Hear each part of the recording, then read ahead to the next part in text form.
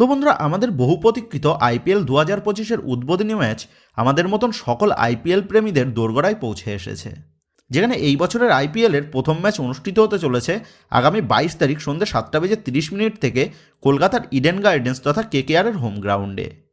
তো এই আইপিএল 2025-এর প্রথম ম্যাচেই কোন দল বাজিমাত করতে পারে, দুই দলের প্লেইং ইলেভেনই বা কেমন হতে পারে এবং দুই দলের প্লেইং ইলেভেনের নিরিখে কোন দল এগিয়ে রয়েছে কোন কোন বিভাগে, এছাড়া প্রথম ম্যাচের পিচ রিপোর্ট কেমন হতে পারে, এই সমস্ত বিষয় নিয়েই এই ভিডিওতে তোমাদের মধ্যে আলোচনা করতে চলেছি। সেক্ষেত্রে এই ভিডিওটা সকল কেকেআর ও আরসিবি দুই দলের সমর্থকদের জন্যই খুব গুরুত্বপূর্ণ এবং ইনফরমেটিভ একটা ভিডিও হতে চলেছে। সেহেতু তোমাদের সকলের কাছে অনুরোধ থাকলো আইপিএল 2025-এর প্রথম ম্যাচের সমস্ত খুঁটিনাটি তথ্য এখনই জেনে নিতে এই ভিডিওটা একটুও স্কিপ না করে তোমরা পুরোটা দেখো। আর আইপিএল 2025 রিলেটেড সমস্ত লেটেস্ট আপডেট সবার আগে পেতে যারা এখনও পর্যন্ত আমাদের চ্যানেলটাকে সাবস্ক্রাইব করোনি, তারা আমাদের এই চ্যানেলটাকে সাবস্ক্রাইব করে পাশে থাকা বেল আইকনটা প্রেস করে দিও। তো যাই হোক, চলো আর দেরি না করে আজকের ভিডিওর মূল বিষয়গুলো নিয়ে আলোচনা করা যাক। তো বন্ধুরা, আগামী 22 তারিখ সন্ধ্যে 7:30 থেকে কেকেআর দল মুখোমুখি হতে চলেছে আরসিবির বিরুদ্ধে, যেখানে এই বছর দুটি দলই নিজেদের ক্যাপ্টেন পরিবর্তন করে তারা এই মরশুমের আইএসএলের অভিযান শুরু করতে চলেছে। একদিকে কেকেআর দলের ক্যাপ্টেন হিসাবে রয়েছে আজিঙ্কা রাহানে, অপরদিক দিয়ে আরসিবি দলের ক্যাপ্টেন হিসাবে আমরা দেখতে পেতে চলেছি রজত পাতিদারকে। আজিঙ্কা রাহানে সে ক্যাপ্টেন্সির দিক থেকে অনেকটাই এক্সপার্ট, তবে অপরদিক দিয়ে রজত পাতিদার সে কিন্তু একদমই নতুন মুখ ক্যাপ্টেন্সির দিক থেকে। সেহেতু ম্যাচের মধ্যে দুই নতুন ক্যাপ্টেন কীভাবে নিজেদের রণনীতিতে বিপক্ষকে বাজিমাত করবে সেদিকেই কিন্তু নজর থাকবে এই 22 তারিখের ম্যাচে। তো যাই হোক, এই দুই দলের হেড টু হেডের কথা বললে এই দুটো দল এখনও পর্যন্ত মোট মুখোমুখি হয়েছে 34 বার, যেখানে কেকেআর জিতেছে 20 বার এবং আরসিবি ম্যাচ জিতেছে মাত্র 14 বার। এবং গত 2 বছরের মধ্যে এই দুটি দল 4 বার মুখোমুখি হয়েছিল, যেখানে 4 বারই কিন্তু ম্যাচ জিতেছে কেকেআর। সেক্ষেত্রে আরসিবির তুলনায় কেকেআরের পাল্লা যে অনেকটাই ভারী হেড টু হেডের নিরিখে সেটা বলাই যায়। তো যাই হোক, এবার যদি এই ম্যাচের জন্য ইডেন গার্ডেন্সের পিচ রিপোর্ট নিয়ে কথা বলা যায়, তো একদম ফ্রেশ পিচেই কিন্তু এই ম্যাচটা অনুষ্ঠিত হতে চলেছে। আর আমরা সকলেই জানি ইডেন গার্ডেন্সের পিচ সবসময় কিন্তু ব্যাটিং ফেভারিট হয়ে থাকে। শেষ মরশুমে ইডেনে মোট 7টা আইপিএলের ম্যাচ খেলা হয়েছিল, যেখানে সেই 7টা ম্যাচের মধ্যে অধিকাংশ ম্যাচেই ব্যাটিং ফেভারিট দেখা গেছিল। মানে হাই স্কোরিং ম্যাচ কিন্তু হয় এই ইডেন গার্ডেন্সে। সেক্ষেত্রে আশা করা যাচ্ছে আগামী 22 তারিখের ম্যাচেও আমরা কিন্তু একটা পাটা পিচ দেখতে চলেছি ইডেন গার্ডেন্সে। তো ইডেন গার্ডেন্সের পিচে স্পেশালি কেকেআরের খেলাতে বেশিরভাগ সময় স্পিনাররা বেশি সাহায্য পায় ফাস্ট বোলারদের তুলনায়। সেক্ষেত্রে আগামী 22 তারিখ আরও একবার বরুণ চক্রবর্তী সে কিন্তু গেম চেঞ্জার হিসাবে আমাদের নজরে আসতে পারে। তো ওভারঅল দেখতে গেলে 22 তারিখ আমরা একটা ব্যাটিং ফ্রেন্ডলি পিচ দেখতে চলেছি এবং এই পিচে স্পিনারদের বেশি ফেভার রয়েছে। সেক্ষেত্রে যে দলের স্পিনাররা বেশি ভালো বল করতে পারবে সেই দলেরই কিন্তু এই ম্যাচ থেকে জয় পাওয়ার সম্ভাবনাটা 90%। তো যাই হোক, এবার যদি এই ম্যাচের জন্য দুই দলের প্লেইং ইলেভেন কেমন হতে পারে সেই বিষয় নিয়ে আলোচনা করা যায়, সেক্ষেত্রে সর্বপ্রথম আরসিবির প্লেইং ইলেভেনের দিকে নজর দিলে আরসিবির প্লেইং ইলেভেনে ওপেনার হিসাবে দেখা যাবে ফিল সল্ট, যে ফিল সল্ট গত মরশুমে কেকেআর দলের হয়ে দুর্দান্ত পারফরমেন্স করেছিল।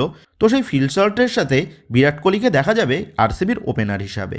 তারপর 3 নম্বরে থাকবে আরসিবির ক্যাপ্টেন রজত পাতিদার, 4 নম্বরে দেখা যাবে লিয়াম লিভিংস্টনকে, 5 নম্বরে থাকবে উইকেট কিপার জিতেশ শর্মা, 6 নম্বরে দেখা যাবে রোমারিও শেফার্ডকে, 7 নম্বরে থাকবে ক্রুনাল পান্ডিয়া, 8 নম্বরে দেখা যাবে ভুবনেশ্বর কুমারকে, 9 নম্বরে থাকবে ইয়াশ দয়াল, 10 নম্বরে দেখা যাবে জস হেজেলহুডকে, আর 11 নম্বরে থাকবে রাশিকদার সালাম। তবে জস হেজেলউড সে সবেমাত্র চোট থেকে রিকভারি করেছে। সেক্ষেত্রে জস হেজেলউড যদি প্রথম একাদশে না থাকতে পারে, সেক্ষেত্রে জস হেজেলউডের পরিবর্তে টিম ডেভিডকে ব্যবহার করা যেতে পারে। তো এইরকমই প্লেইং ইলেভেন নিয়ে আরসিবি তারা কিন্তু নামতে চলেছে কেকেআরের বিরুদ্ধে। তো এবার যদি কেকেআর দলের প্লেইং ইলেভেন নিয়ে কথা বলা যায়, তো কেকেআরের ওপেনিং জুটিতে কাদের দেখা যাবে সেই নিয়ে কিন্তু যথেষ্ট প্রশ্নচিহ্ন রয়েছে। কারণ একদিকে কুইন্টন ডিকক সে কিন্তু থাকছেই, তবে কুইন্টন ডিককের সাথে সুনীল নারিন খেলবে নাকি ক্যাপ্টেন আজিঙ্কা রাহানে সেটাই কিন্তু দেখার বিষয় হবে।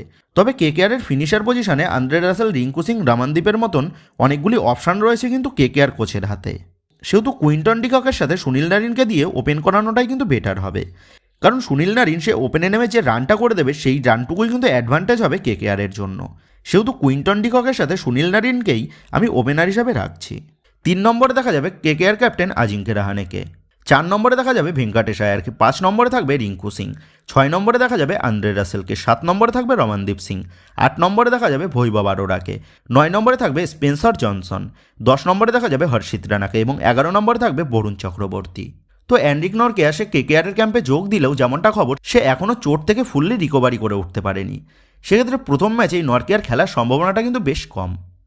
তো যাই হোক, এইরকমই হতে পারে আরসিবির বিরুদ্ধে কেকেআর দলের প্রথম একাদশ। তো এবার যদি এই দুই দলের প্লেইং ইলেভেনের কম্পেয়ার করা যায়, সেক্ষেত্রে সর্বপ্রথম ওপেনার্স জুটি নিয়ে কথা বললে ওপেনার্স জুটিতে কেকেআরের তরফ থেকে দেখা যাবে সুনীল নারিনের সাথে কুইন্টন ডিকককে। অপর দিক দিয়ে আরসিবির ওপেনার জুটিতে দেখা যাবে ফিল সল্টের সাথে বিরাট কোহলিকে। তো এই দুটি দলের ওপেনার জুটি কিন্তু দুর্দান্ত। একদিকে সুনীল নারিন, সে খেলার শুরুতেই অসম্ভবকে সম্ভব করে দেখাতে পারে। অপর দিক দিয়ে ফিল সল্ট, সেও গত মরশুমে কেকেআর দলের হয়ে যেমন পারফরমেন্স করেছিল, তাতে ফিল সল্টের পারফরমেন্স নিয়েও যথেষ্ট কিন্তু আনন্দিত রয়েছে আরসিবি ফ্যান্সরা। অপরদিক দিয়ে বিরাট কোহলি, যে বর্তমানে ভারতীয় ক্রিকেট জগতের অন্যতম সেরা ব্যাটসম্যান। তো এই দুই সেরা ব্যাটসম্যান নিয়েই আরসিবি তারা কিন্তু ওপেন করতে নামছে। অপরদিক দিয়ে কুইন্টন ডিকক, সে কিন্তু এই মরশুমে নতুন খেলতে নামছে কেকেআর জার্সিতে। সেক্ষেত্রে সুনীল নারিনের সাথে কুইন্টন ডিকক জুটি কতটা মজাদার হবে সেটাই কিন্তু দেখার বিষয় হবে। তবে কুইন্টন ডিকক, সেও কিন্তু ধরে খেলতে অভ্যস্ত। সেক্ষেত্রে প্রথম থেকেই সুনীল নারিন যদি ব্যাট চালায়, তাহলে কুইন্টন ডিকক সে কিন্তু ধরে খেলবে। তো ওপেনিং জুটি বিচার করতে গেলে দুই দলের ওপেনিং জুটিই কিন্তু সেম। তবে সুনীল নারিন সে ওপেনে নেমেই যদি সেট হয়ে যায়, তাহলে সুনীল নারিনের কাছ থেকে কিন্তু ম্যাচের অর্ধেক রানটা কিন্তু আমরা দেখতে পেয়ে যেতে পারি। তো যাক, এবার যদি টপ অর্ডার ব্যাটসম্যান নিয়ে কথা বলা যায়, তো টপ অর্ডার ব্যাটসম্যানে কেকেআরের তরফ থেকে দেখা যাবে আজিঙ্ক্য রাহানে, ভেঙ্কটেশ আয়ার এবং রিঙ্কু সিংকে। অপর দিক দিয়ে আরসিবির তরফ থেকে দেখা যাবে রজত পাতিদার, লিয়াম লিভিংস্টন এবং জিতেশ শর্মাকে। তো ভেঙ্কটেশ আয়ার, রিঙ্কু সিং এরা দুজনেই কিন্তু অনবদ্য পারফরমেন্স করে আসছে কেকেআর জার্সিতে, এবং আজিঙ্ক্য রাহানে, সেও কিন্তু গত মরশুমে দুর্দান্ত ছন্দে ছিল। অপর দিক দিয়ে আরসিবির তিন top order batsman Rajat Patidar, Liam Livingstone এবং জিতেশ শর্মা, এরা তিনজনেই যথেষ্ট ভালো ব্যাটসম্যান হলেও কেকেআরের এই তিন ব্যাটসম্যানের তুলনায় আরসিবির এই তিন ব্যাটসম্যানের পারফরমেন্স কিন্তু অনেকটাই ডাউন। সেক্ষেত্রে টপ অর্ডার ব্যাটসম্যানের পারফরমেন্সের নিরিখে কেকেআর কিন্তু এগিয়ে থাকবে আরসিবির তুলনায়। এবার মিডিল অর্ডারের কথা বললে মিডিল অর্ডারে কেকেআরের তরফ থেকে দেখা যাবে আন্দ্রে রাসেলের সাথে রমনদীপ সিংকে। অপর দিক দিয়ে আরসিবির মিডিল অর্ডারে দেখা যাবে রোমারিও শেফার্ডের সাথে কুরনাল পান্ডিয়াকে। তো একদিকে আন্দ্রে রাসেল, অপর দিক দিয়ে রোমারিও শেফার্ড, দুজনেই বড় বড় 6 এবং 4 হাঁকাতে অত্যন্ত পারদর্শী। তবে রোমারিও শেফার্ডের থেকে আন্দ্রে রাসেলের হাতে কিন্তু শট অনেক গুণ বেশি। এর পাশাপাশি রমনদীপ সিং, সেও কিন্তু বড় বড় 4-6 হাঁকাতে পারে। অপর দিক দিয়ে কুরনাল পান্ডিয়া, তার কাছ থেকেও কিন্তু আমরা ইতিমধ্যেই বেশ ভালো পারফরমেন্স দেখে এসেছি। তবে রোমারিও শেফার্ডের তুলনায় আন্দ্রে রাসেল এগিয়ে থাকার কারণে মিডিল অর্ডারেও কিন্তু কেকেআরের ব্যাটসম্যান এগিয়ে থাকবে। সেক্ষেত্রে ব্যাটিংয়ের পারফরমেন্স দেখলে কেকেআরের ব্যাটিং পারফরমেন্স কিন্তু অনেকটাই এগিয়ে থাকবে আরসিবির তুলনায়। তো এবার বোলিং বিভাগ নিয়ে কথা বললে কেকেআরের তরফ থেকে ফাস্ট বল করতে দেখা যাবে হর্ষিত রানা, স্পেন্সার জনসন এবং আন্দ্রে রাসেল এবং ভৈভব আরোরাকে। তো এখানে আন্দ্রে রাসেল এবং ভৈভব আরোরা তারা কিন্তু মিডিয়াম ফাস্ট বোলার। অপর দিক দিয়ে আরসিবির তরফ থেকে ফাস্ট বল করতে দেখা যাবে ভুবনেশ্বর কুমার এবং জস হেজেলউডকে। তো এখানে যদি জস হেজেলউড না খেলে, সেক্ষেত্রে কিন্তু ফাস্ট বোলার হিসাবে শুধুমাত্র ভুবনেশ্বর কুমারই অ্যাভেলেবেল থাকবে আরসিবি টিমে। অপর দিক দিয়ে আরসিবি দলের মিডিয়াম ফাস্ট বল করতে দেখা যাবে ইয়াশ দয়াল, রোমারিও শেফার্ড এবং রাশিকধর সালামকে। তো এখানে জস হেজেলউড যদি খেলতে না পারে, সেক্ষেত্রে আরসিবি দলের ফাস্ট বোলিং বিভাগ অনেকটাই কিন্তু দুর্বল হয়ে পড়বে। তো এখানে ওভারঅল দেখতে গেলে আরসিবি ও কেকেআর দুই দলের ফাস্ট বোলারদের পারফরমেন্সই কিন্তু বেশ ভালো। তবে আন্দ্রে রাসেলকে সবসময় আমরা উইকেট টেকার বলার হিসাবেই চিনে এসেছি। সেক্ষেত্রে আন্দ্রে রাসেল কিন্তু এই ম্যাচেও একটা গুরুত্বপূর্ণ ভূমিকা পালন করবে কেকেআর দলের হয়ে। তো এবার দুই দলের স্পিন বিভাগ নিয়ে কথা বললে স্পিন বিভাগে একদিকে কেকেআরের তরফ থেকে দেখা যাবে সুনীল নারিনের সাথে বরুণ চক্রবর্তীকে। অপর দিক দিয়ে আরসিবি দলের স্পিন বিভাগে দেখা যাবে কুরনাল পান্ডিয়ার সাথে লিয়াম লিভিংস্টনকে। তো এখানে কেকেআর দলের হয়ে সুনীল নারিন এবং বরুণ চক্রবর্তী, এই জুটিটা যে কতটা ভয়ঙ্কর সেটা কিন্তু তোমরা সকলেই জানো। অপর দিক দিয়ে কুরনাল পান্ডিয়া এবং লিভিংস্টন, এরা দুজনেও কিন্তু যথেষ্ট ভালো বল করে। তবে সুনীল নারিন এবং বরুণ চক্রবর্তীর তুলনায় এদের দুজনের পারফরমেন্সটা কিন্তু অনেকটাই ডাউন। সেক্ষেত্রে স্পিন বলের বিভাগে কেকেআর তারা কিন্তু অনেকটাই এগিয়ে থাকবে আরসিবির তুলনায়। সেক্ষেত্রে ওভারঅলভাবে দুই দলের প্লেইং ইলেভেনের কম্পেয়ার হিসাবে কেকেআর দল কিন্তু অনেকটাই এগিয়ে রয়েছে এই ম্যাচে আরসিবির তুলনায়। সেক্ষেত্রে প্রথম ম্যাচ থেকে কেকেআরের জয় পাওয়ার সম্ভাবনাটা কিন্তু প্রবল।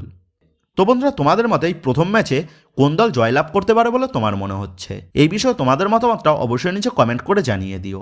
আর যদি তুমি কেকেআর দলের একজন অন্যতম প্রিয় ভক্ত হয়ে থাকো, তাহলে কিন্তু অবশ্যই এই ভিডিওর কমেন্টে তোমরা আমি কেকেআর লিখে যেও।